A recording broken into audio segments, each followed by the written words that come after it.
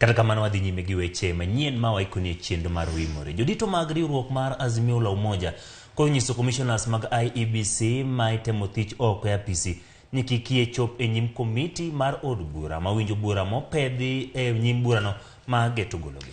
Jotend Azimio la Umoja ka otelnegi kod Raila Odinga, Kalonzo Musyoka kod Martha Karua oloso bang' kane gichopo gin giwegi e od romo mar City mane obagi burano. Eriko Wenga miyo ler mar wachno. Jotelo mag Azimio krose mokalo okang' mar kamiti mar od bura mochung'ne chike luongo commissioners 4 e nyime kendo dayo dhogi. E wi mano Odinga nokone commissioners go mondo kun chopo e nyim kamiti mar od bura mochung'ne chike kata jailak magwacho ni tiyo e tok chik. We advise the commissioners to boycott it in the interest of constitutionalism and rule of law. This country wants to move on. UDA must allow it to move on. With all the problems Kenyans are going through, a focus on punishing 4 commissioners who did not agree with their chairman is trivial, vindictive and vile. It must stop. It will not end well. I want to urge the Committee of JLAC to stand as a different committee, believing in the rule of law, fair justice, administrative justice, and we all belong in this country.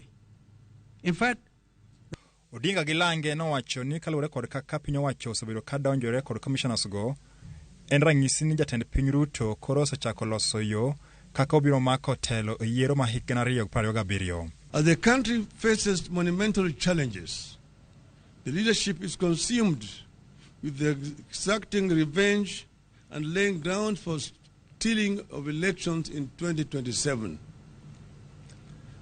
That is what the case against Cherera and her team is about.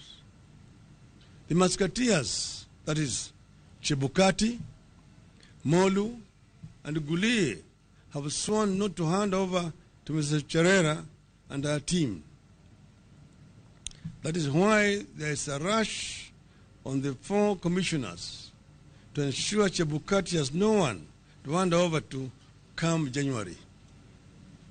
The Ruto administration supports this conspiracy because it wants to pick a set of user-friendly commissioners to complete the capture of IBC for the 2027 elections.